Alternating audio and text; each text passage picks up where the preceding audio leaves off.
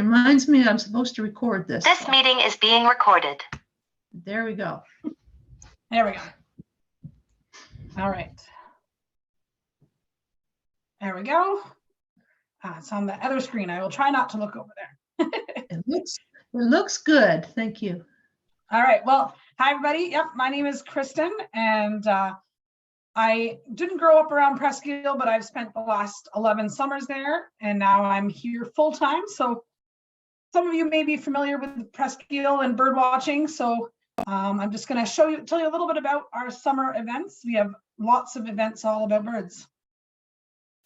So just a kind of an overview of Presqu'île. So we have a long naturalist history at Presqu'île, which means that we have a lot of records of birds, and people have been interested in birds at Presqu'île for a long time. We're also a migration hotspot, and some would consider us one of the best places in Ontario, especially for shorebird migration season. And there has been 339 species recorded at Presqu'île. Some species, Presqu'île holds the only Ontario record. So there's lots of interesting birds that show up every year. And so we have lots of bird watching locations at Presqu'île. If you've been there, you may have visited some of these locations. So depending on what kind of birds you're looking for, there's different areas, and then we have different events as well, focusing on those different birds. So our first event of the year is coming up quickly, and that's Waterfowl Weekend. So that's coming up on March 18th and 19th. It's usually one of the weekends of March break. And if you've never seen waterfowl migration, I definitely recommend it. If you're down in Southern Ontario, it is quite the sight to see. So thousands upon thousands of waterfowl visit the shores of Presqu'île, starting basically now through till March. And you can see 20 to 25 species of waterfowl, so ducks, geese, and swans. We will have volunteers set up with viewing stations around the park to help you find the ducks and see the ducks. There's also a fundraising barbecue that goes on, and there's just a lot of people around, so it's a great chance to mingle with other bird watchers and see lots of waterfowl. So that's coming up. If you're in the area, I recommend you check that out. And then, of course, we have Warblers and WHIMBRELS weekend, which is always on the Victoria Day weekend. So this year is May 20th and 21st.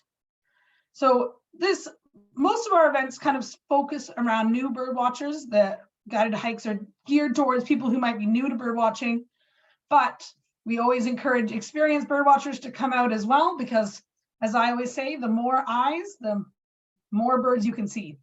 So on that weekend, we offer free guided hikes at 6:30 in the morning, 10 o'clock, and an afternoon beach walk at 1 o'clock to see the shorebirds, wherever they might be. On that weekend, we also have bird banding demonstrations, typically both mornings by some licensed bird banders. And then, of course, we also still have our fundraising barbecue. So after you've gotten up early to check out the birds, then you can stop at the lighthouse and fuel up. So both of these weekends are a great chance to come out to the park, see other bird watchers who are at the park. And there's always interesting birds that are found because so many people are looking for birds. So if you want a quieter spring experience, then maybe Point Pelee offers. Presqu'île is definitely a spot. And there's many people who prefer Presqu'île and Prince Edward County over Point Pelee. So if you haven't visited us in the spring, I highly recommend it. Really, anytime in May will get you lots of birds. There's typically bird watchers every day in May at the lighthouse. We just dedicate that weekend to have organized events. And then we do have one third weekend about birds, which is on the Labor Day weekend. So we call it Monarchs and Migrants. It's kind of a mixture of monarch related events. And then also we got to celebrate the fall shorebird migration, which is in full swing by September. So we also offer shorebird walks as well on that weekend. So all of these events are free. You just have to pay for park admission. So you have to have a seasonal pass, or you would purchase a daily vehicle permit, which is $21 for your car. So, but once you get in the park, then you can come to all these events for free. And so, yeah, if you want to learn more about our events, or you want to know the full schedule of events, you can find them on Facebook and also on the Ontario Parks events page. And the Friends of Presqu'île website has lots of birding resources. You can find our full checklist of those 339 species. You can also find more of that map I showed you on that website and more information about the birds that are seen here. Currently, the Presqu'île Bird Report is not being done, but if that happens again, then you'll find weekly reports on the website as well. So that's just a little bit of our 3 bird watching events at Presqu'île.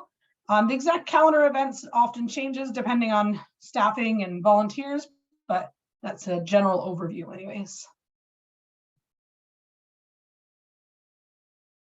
So if anybody has any questions about any of those events, I would be happy to answer them for you. Or bird watching at Presqu'île in general. I've never been. How busy does it get? How many people do you usually have? It's often very weather dependent. So if it's really nice, then there's more people around.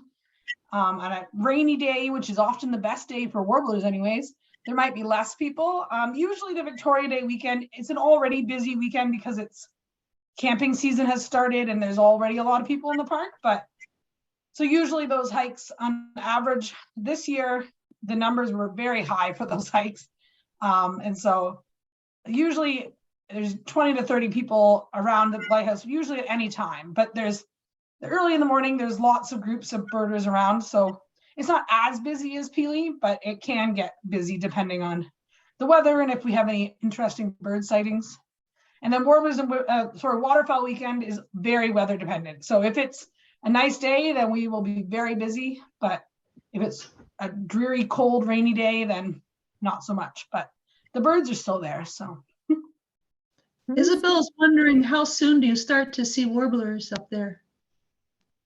Yeah, so I'm still like getting into like the swing of figuring out arrival of everything, but definitely late April, early May. Later in May is typically better for us. We find like sometimes it's a little delayed on things.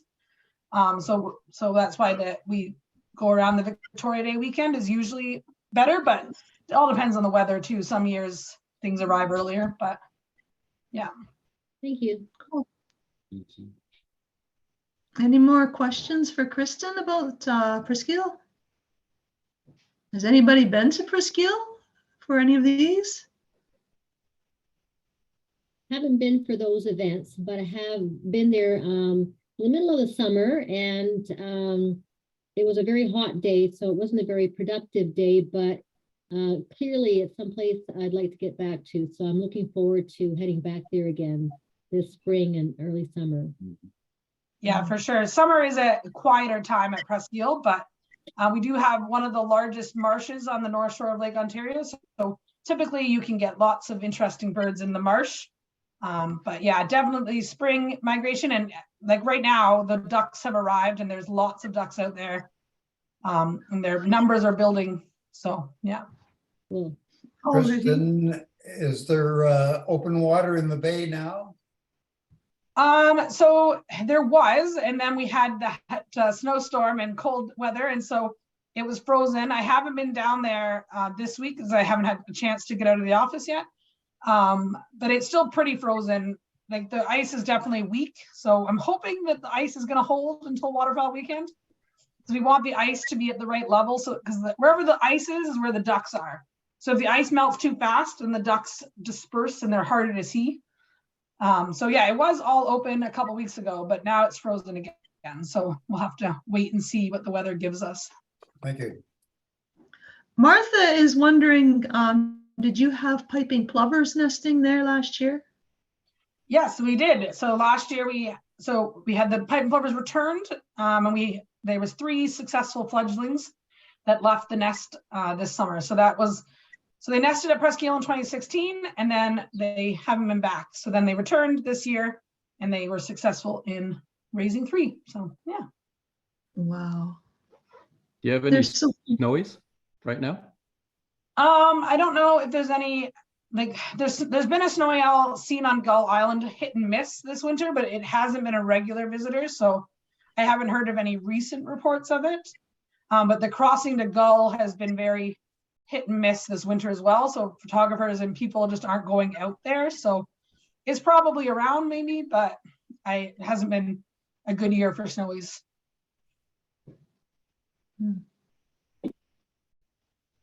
Okay, awesome. Thank you, Kristen. Yeah, no Appreciate it. problem.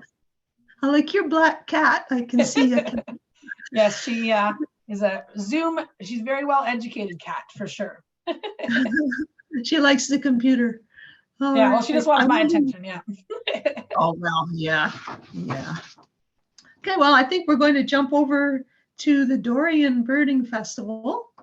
And so I will introduce two presenters from there. Ryan Mackett is the communications manager at the Lakehead Region Conservation Authority, or the LRCA, in Thunder Bay, Ontario, another northerner.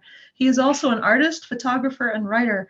Ryan has been with LRCA, Lakehead Region Conservation Authority, for over 11 years. His career as a communications professional is the perfect amalgamation of his creative abilities, customer service skills, and experiences as a high school teacher.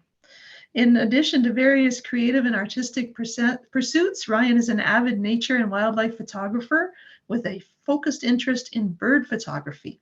Over the years, he has picked up some birding knowledge, but his preferred method of birding is showing the experts his photos and letting them help with the ID. That's a good strategy. Ryan was born and raised in Thunder Bay, is a proud graduate of Lakehead University, and holds honors Bachelor's of Fine Arts and Bachelor of Education degrees. So that's Ryan Mackett. And I believe, Ryan, are you accompanied by Rachel? I didn't notice if she signed in. Rachel's Yep, here. so Rachel's here. Okay, so Rachel Zacharias Benzenson has been a loyal Dorion Bird Festival participant since moving to Thunder Bay and figuring out that to obtain a precious ticket to this amazing event, one must register the minute registration opens months in advance. So duly noted on that one. She's been a birder since living in Southern Africa in 2012, has worked at Tommy Thompson Park Bird Research Station for many migration seasons, and recently landed her dream job as education coordinator with the Lakehead Region Conservation Authority, connecting folks in the Lakehead watershed with the amazing world beyond walls. So take it away, Ryan and Rachel. Thank you so much. And thank you so much for having us, everyone. We're kind of honored to have been invited to join you folks. This is really exciting. I'm just going to start my slideshow and then share my screen. So bear with me here. And is that everyone can see my screen okay? Yep, you look good. Okay, perfect. So like you mentioned, my name is Ryan Mackett, and I'm the communications manager with the Lakehead Region Conservation Authority, and it'll be 12 years this July, which is pretty incredible, if I must say it. It's gone, the time has flown by. In terms of Dorion's Canyon Country Birding Festival, which is what it was originally known as, this festival had been held in our region since 2009. And after 10 solid years of just an extremely successful event, the planning committee, which was a volunteer committee, decided that they had done their time and were ready to take it easy and participate instead of plan and carry out the event. So they asked us to take over. And because one of the primary birding locations as part of this festival is Herkett Cove Conservation Area in Dorion, it made sense. Like, it's a property that we own, operate, and maintain. So the fit was there. So in 2019, we took over and sort of rebranded it as just the Dorion Birding Festival. Unfortunately, so we had a very successful 2019. We had to cancel in 2020. Participants had purchased their tickets and the event sold out within a few hours in very early March 2020. And about a week later, we were processing returns, unfortunately. In 2021, we held a virtual birding festival, again, during the height of the pandemic. And then last year, we were happy to go back to an in-person festival in a modified format. It was a single day. But our plan for 2023 is to go back to the normal Dorion Birding Festival format, which typically looks like, I have an excerpt here on the screen. It'll probably be difficult to read, but basically the way the festival works: on day one, we have an early birding session at 6 a.m. out at Herkett Cove, which for context is about a 45-minute drive from Thunder Bay. And then after, we do a breakfast at the Dorion Community Center. Everybody gets split between 2 buses, and one bus goes to Herkett Dock and Herkett Cove. The other bus goes to Wilmette Canyon Provincial Park by way of the back roads and the farmers' fields. We all switch after having lunch at the Cove, and the morning bus goes to the canyon, and the afternoon, so anyways, we switch. You get the idea. Day 2 is typically held at the Eagle's Nest Conference Center, formerly the Dorion Bible Camp property. And they have a really interesting layout there, which I'll show you in a moment. The birding festival would only be possible because of these 2 guys right here. On the left, you have Mr. Rob Swainson, and on the right, you have Mr. Brian Ratcliffe. And they are the lead expert guides. Rob Swainson is responsible for recruiting all of our other expert guides that help lead the groups. And Brian also assists with that and is one of the key guides. So that allows the LRCA staff to kind of focus on the admin and planning of the event itself. And the community plays a huge role in Dorion. Everybody seems to be a birder come May, and so everybody has feeders out, feeders stocked, and they have no problem letting people peer through binoculars into their yards and into their homes, and everybody gets excited. Even the Dorion Public School students end up having birding education events, and they decorate the hall for us, and it's really quite incredible. Corporate sponsorship is a huge necessity for running a festival like this, and we've been fortunate to get sponsorship from Enbridge and Ontario Power Generation to be able to keep the event as cost neutral as possible. And for those that aren't aware, due to some of the new legislative changes and changes to regulations out of Bill 23, our ability to host these types of public events on our own property is going to become very difficult starting next year. So by keeping it cost neutral, it alleviates some of the bureaucracy that we'd otherwise have to go through in terms of being able to run an event. Our location, we're north. We are in northwestern Ontario on the north shores of Lake Superior.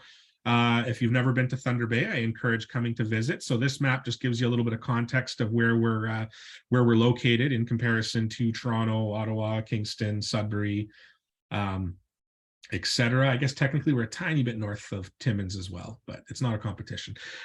This is sort of the route, the location of where some of the various birding spots take place. And so you could see Herkett Cove Conservation Area, it's on the shore of Lake Superior. That larger bay is Black Bay, and the smaller bay on the inside, to the left of the peninsula, is Cranberry Bay. And then you can see where we get out to Wilmette Canyon. So it's a fairly sprawling area of birding. I want to just draw attention to Herkett Cove Conservation Area.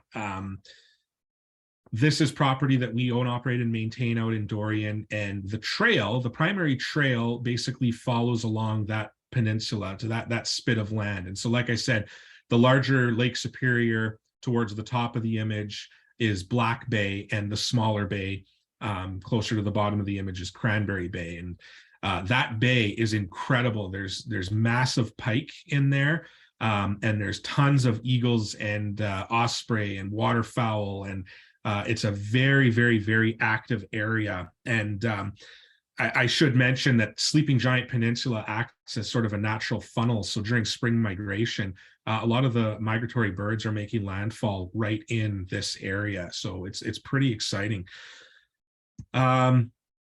This is an image of Herkett Dock. And so if I go back one, the very, very end of the spit, you can almost throw a baseball across the little opening there to Herkett Dock. So by going to both locations, you get some pretty two unique views of Cranberry Bay. So this is the Herkett Dock. And again, this is the map that shows our trail. The yellow line goes out to the end. It's fantastic birding location. There's Herkett Dock there. This is Wilmette Canyon. If you've never been to Wilmette Canyon Provincial Park, it's quite stunning. But one of the cool things about Wilmette Canyon, and this is one of the things that Brian Ratcliffe is sort of the local legendary expert on, are peregrine falcons. And so there's peregrine falcon nesting sites in the canyon. And this isn't one of my best photos, but there is a peregrine falcon close to one of its nesting locations. And it's another really unique spot. So that's the draw of bringing people out to Wilmette, is to try and see the peregrines. And if you're lucky and you see them dive bombing in the canyon, it's impressive. And then again, the back roads and farmers' fields, there's eastern bluebird boxes everywhere, mostly taken over by swallows, but every once in a while we do get to see the eastern bluebirds. And then the Bible Camp property, Dorion Bible Camp Eagles Nest Conference Center is a sprawling sort of field. It has Lake Superior Lakeshore, it has river, it has forest, it has meadow. It's a really great location, and it has 4 different hiking routes that allow for 4 different like mobility levels. So if you're really eager and you want to get the full maximum impact, you take the red trail. And if you're somebody that would rather focus more on birding and less on the hiking, you take the black trail, and then there's everything in between. And the early birding special is pretty well attended, because you're getting up at, fairly early to get to Herkett for 6 a.m. There's Mr. Greg Stroud from Parks Canada, who's also has been a long-time supporter of our bird festival. And these are just some of the images that you can expect to see at Herkett Cove. And then these are just some of the pictures of the birders enjoying the event. And it's quite the rugged landscape, but everyone gets pretty excited about this event. It sells out within hours. It is extremely exclusive. We could probably run it for, it's basically capacity. The number of buses and the number of vehicles we can fit in our parking lot at Herkett Cove limits the event. Again, here's some more birders taking in the sights. And at this point, I'm going to turn it over to Rachel to speak a little bit about her experiences with the Dorion Birding Festival. On this slide, I'll just note that this was the final tally from our festival in 2019, where we saw 118 different species, 116 species on day 1, 63 on day 2, and the 5 new species that we observed for the first time ever at the Dorion Birding Festival in 2019 were the red-bellied woodpecker, a bank swallow, a gray catbird, a vesper sparrow, and an indigo bunting. So with that, I am going to let Rachel speak. Well, hello, everyone. So for some, the draw of our festival is the chance to capture photographs of these beautiful creatures in action, like this series of lovely shots that we're about to show you, taken by our own Ryan Mackett at Dorion Birding Festivals. And of course, there is the draw of adding some new species to your bird lists. For me, in my experience as the education coordinator at Lakehead Region Conservation Authority and as a participant, there are not many events as an adult that I attend where learning flows in all directions. So as an experienced birder, I can learn from more experienced birders than I. For example, that Blackburnian warblers tend to nest in old growth conifers. Or like last birding festival, I learned how to tell a female Wilson's warbler from a female yellow warbler in the pouring rain. And then at the same time, turn to help someone figure out what field marks to look for on a song sparrow. And beginners always ask the questions that sharpen everyone's knowledge. So I feel like our festival fosters this culture of shared learning. Also, like Presqui'ile mentioned, our festival is a manageable size. As Ryan said, we're a bit limited by parking and bus space. So that means that if you're a part of our festival, you get to be in small groups and visit a wide variety of habitats. And with our generous expert guides, this makes for stellar chances to see good birds, canyons, marshes, bays, peninsulas, wetlands, fields, boreal forest. It's all here. So just before I left work today, I reached out to Brian Ratcliffe, our expert guide, and asked what bird I should tell folks from across Ontario to come to the Dorion Bird Festival to see. And he suggested this one.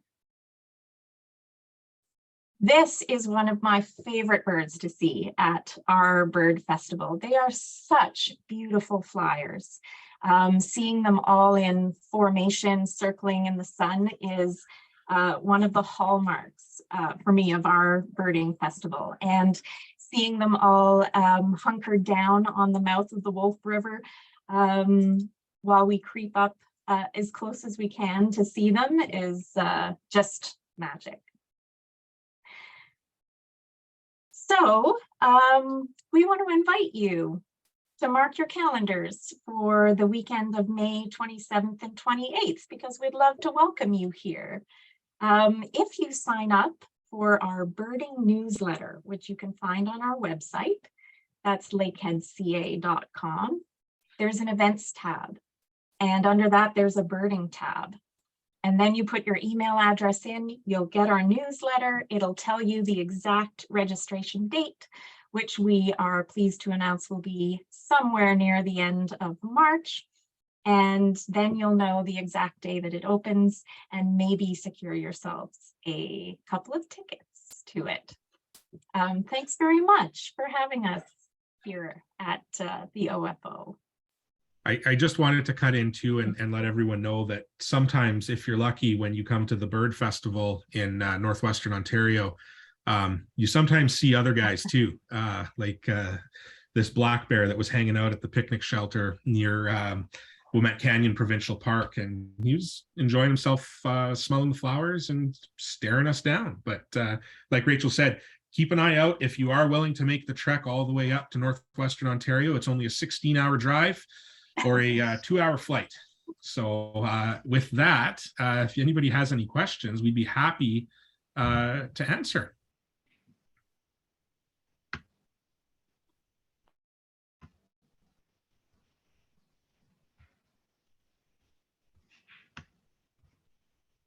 No questions?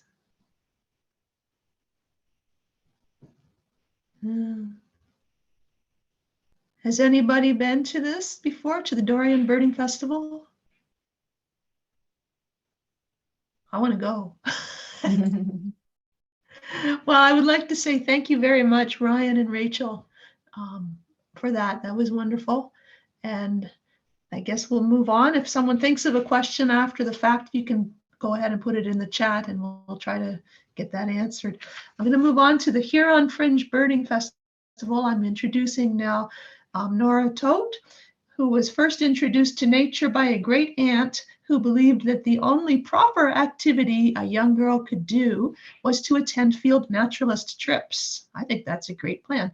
The trips were obviously great, as a love of nature was instilled in her that hasn't waned. Nora had a busy career with the Ministry of Natural Resources and Ontario Parks, most recently, over 10 years ago now, administering the education programs at McGregor Point Provincial Park. She continues to inspire others by introducing McGregor Point and surrounding Bruce County to them through the Huron Fringe Birding Festival, which was started on her watch. Nora is an active member of the Bruce Birding Club, the editor of the Owen Sound Field Naturalists' Heart's Tongue Herald newsletter, a participant in the Ontario Breeding Bird Atlas, and on the board of stewardship Grey Bruce, overseeing their Plover Lovers, the Piping Plover program at Sauble Beach. And she said I could also say that she enjoys her membership in the OFO. So, Nora, turn it over to you. Okay.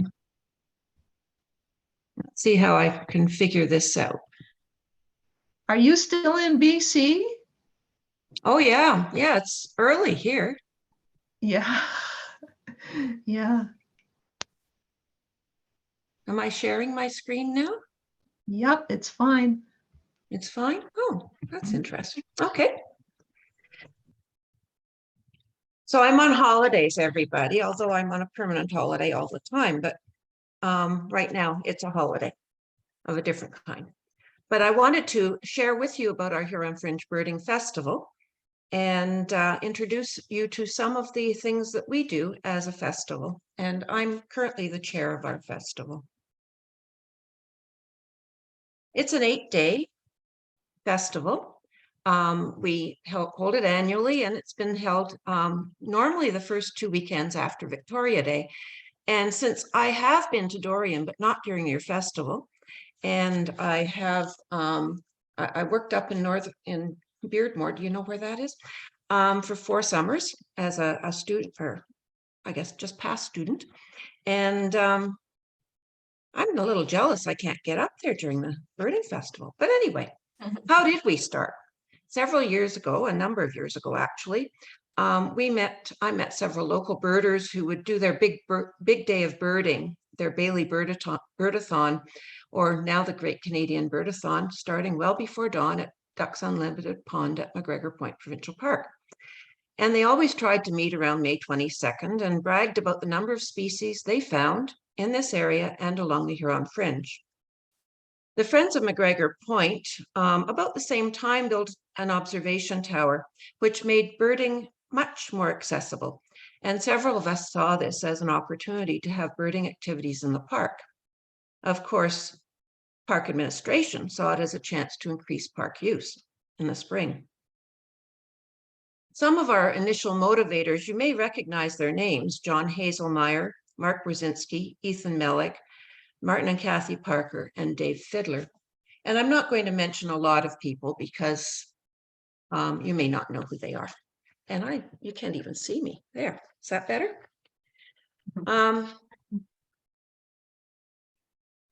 Our first year, where spring birding was celebrated at the park, was a single day of activities around 1997 and coordinated by the Friends by Kathy Parker. The next year, it morphed into a birding festival and used the pattern that we use today over 2 weekends, and they're both 4-day weekends. McGregor Point could are you seeing my full screen? Like, are you seeing me? Are you seeing the slideshow? Yeah, we're seeing the full screen. There, with is all that the- better? Yes. That's better. Sorry, Yeah. I realized that it didn't look right. Okay. So McGregor Point couldn't really be much better location for the headquarters for our festival. It's located on Lake Huron. The park shoreline, woods, and wetlands provide an abundance of habitats for birds. The north and south of the park, the Huron Fringe is found along the lake and extends north to the tip of the Saugeen Bruce Peninsula, which provides a concentrated funnel for migrating birds winging their way to the nesting destinations. Some of them may be up near Dorion. There are diverse habitats: wetlands, mature and young forests, riparian lands, shorelines, inland lakes, grasslands, all found along this route. In addition, although many species are migrating, our festival takes advantage of the end of migration and the fact that many species remain to call on territory. Our leaders take you to local and regional hotspots, to every bird and botany-rich corner of Bruce County, including destinations throughout the world-famous Saugeen Bruce Peninsula. Nora, And I'm gonna away. Pardon? for a second. I was just going to interrupt for a second to say I don't think your slides are advancing, but now I think maybe they are. I think it was because I was, well, I'm a little bit out of practice here, I guess. We have a map now. Is that correct? That's where you're supposed to be. So we're okay. Perfect. As long as I remember to press that button, we'll be fine. You might wonder why we've scheduled the festival after the May long weekend. Well, we know that birders are people of habit. They know when migration peaks and when they should be along the Lake Erie shoreline in southern Ontario each spring. Many of our festival goers follow migration. And just like birds, but instead of starting in Mexico, Central America, or southern US, or maybe even South America, most start at Presqui'ile or Long Point. To date, we have had 251 species of birds recorded during the festival, some of them migrants, some of them resident. The festival attracts top leaders from across the province and from our own backyard. Their credentials range from career ornithologists, professional tour leaders, academics, educators, big ear birders, world birders, and those who have a lifelong hobby and citizen scientist interest in birds. And you might consider me as in the latter category there. You'll be dazzled by their rich backgrounds and vast expertise. This year, and I'm not going to mention everybody that leads for us, but we're welcoming back Ontario's big ear birders, Kaya Jasper, Ezra Campanelli, and Jeremy Bensett. You're probably aware that Kaya is from Bruce County and cited 359 species in 2022, breaking Jeremy's 2017 record of 346 species. Ezra and their friend William Kins, who wasn't competing, I don't think, were close second with 357 species of birds. This year, our program is including events that contribute directly to the Breeding Bird Atlas. In addition to a square bash, which is centered at McGregor Point and is sandwiched between two of our weekends. It's important that you remember that Bruce County is a bird-rich county. McGregor Point itself has a variety of habitats, including around 6 kilometers of Lake Huron shoreline. The sloughs that can be found between the former shoreline of glacial Lake Algonquin and present-day Lake Huron are home to many species. Guided hikes and presentations in the visitor center are our primary activities within McGregor Point. In 2023, we're also hosting bird banding, a nature showcase, and a 25th community art project. Car caravans and guided hikes will take you further afield in Bruce County. Our trips range from half a day, morning or afternoon, to all day.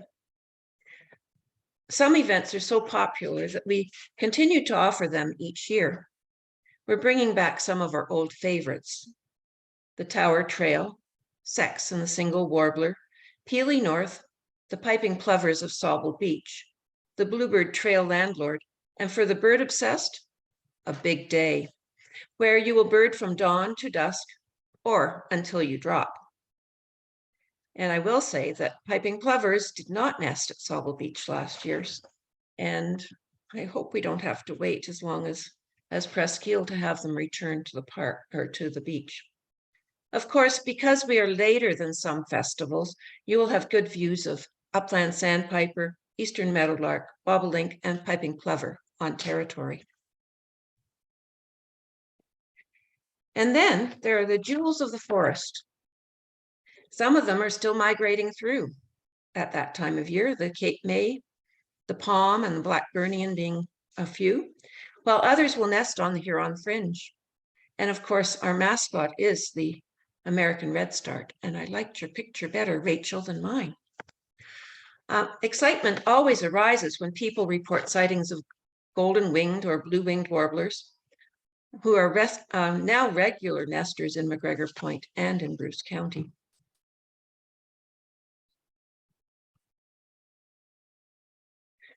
The fact that marsh and colonial birds have settled in should also be considered a bonus. Colonial nesting birds can be seen when visiting both the Fishing Islands archipelago by pontoon boat, as you can see, and Chantry Island.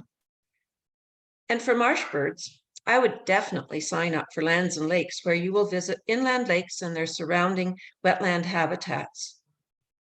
Possible birds that you might hear or see are marsh wren, sora, and Virginia rail. But you know, not only can we boast about the birds along the Huron Fringe, we can also boast about the botany of the Bruce. Our leaders have one of the most botanically rich areas of Ontario to lead you through, from fens to alvars, ferns to wildflowers, tiny sedges to dramatic cliff edges. There's no shortage of botanical wonders to be found throughout the areas we visit. You may see Great Lakes endemics like the lakeside daisy and dwarf lake iris, and some of the over 51 species of orchids. Well, this includes varieties and hybrids. There are also over 1,600, actually 1,611 vascular plant species that have been recorded in Bruce Grey. And well, that's been a recent project of mine along with the field naturalists. But the one thing that's of interest is that one of the sedges was first located last year in Bruce County at McGregor Point Provincial Park. During the birding festival, even. That was even better. To make birding more accessible to everyone, this year we're offering, so you want to be a birder, for new birders, bird banding demonstrations with the wow effect. I cut off the bird, I'm sorry. A big sit, a courtesy special 25th Birds of Prey demonstration at Inver Huron. And of course, our meals together are always special. Whether they're the noon hour barbecues by the Friends of McGregor or the banquet where we have a keynote speaker. This year, our keynote speaker is Steve Burrows. From birder to birder mystery, birder, murder, the mystery deepens. Oh dear, I can't even read. Steve intertwines birds with the classic whodunit in a completely original way. The banquet is also where we recognize our sponsors, volunteer committee, and other volunteers. We also present the Nora Toth Award to someone who has contributed greatly to birding in Grey Bruce and to the Huron Fringe Birding Festival. In 2023, our 25th year, the recipients of the Nora Toth Award will be Martin and Kathy Parker.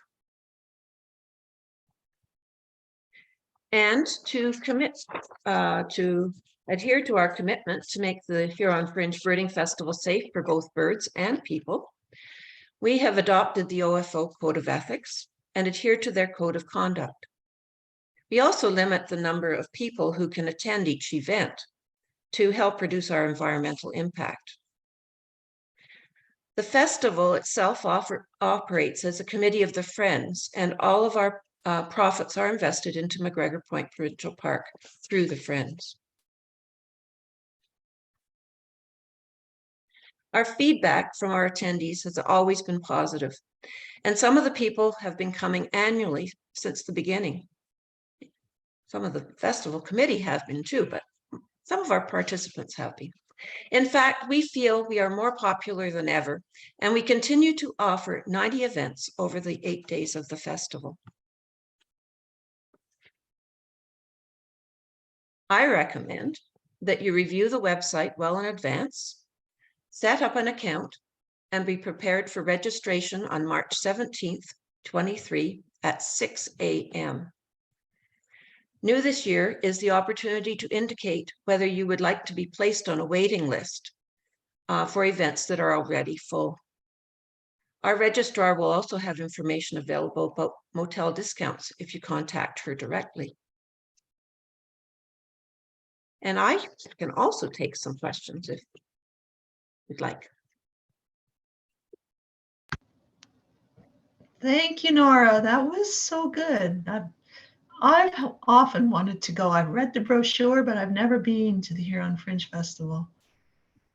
Well, we Does anybody welcome have you. questions for Nora? Anyone have questions or comments if you've been before? How many participants do you welcome each year? There's a question.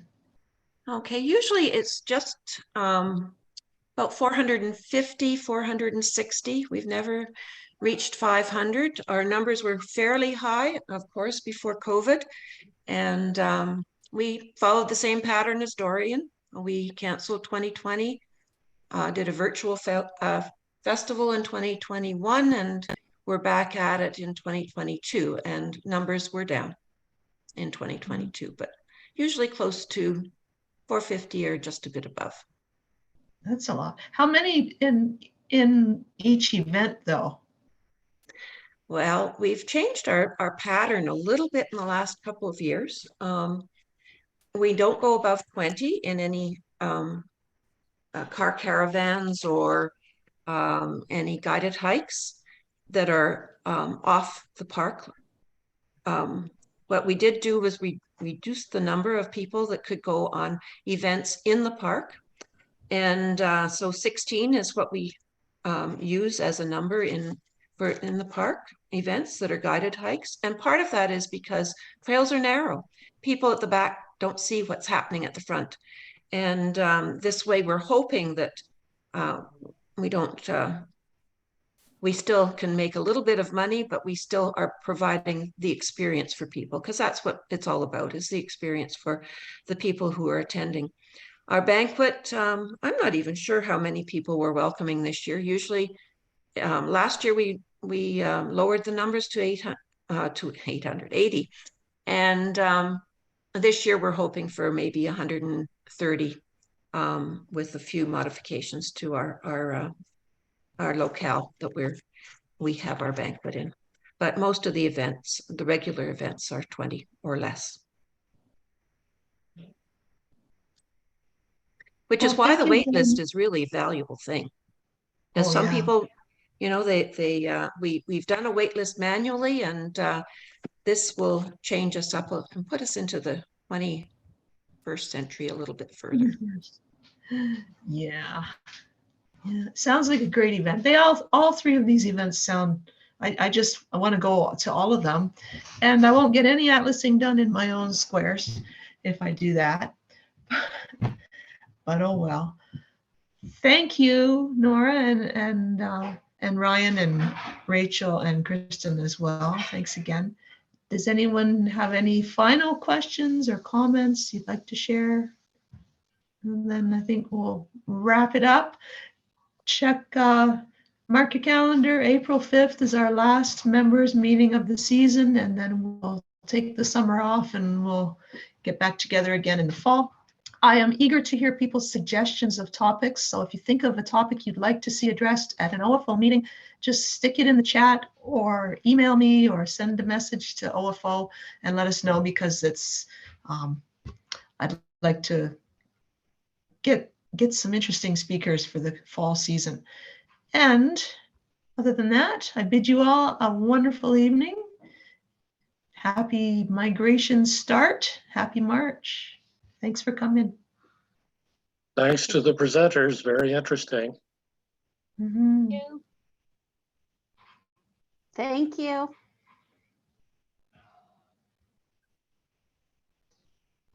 I'm going to end the recording right now.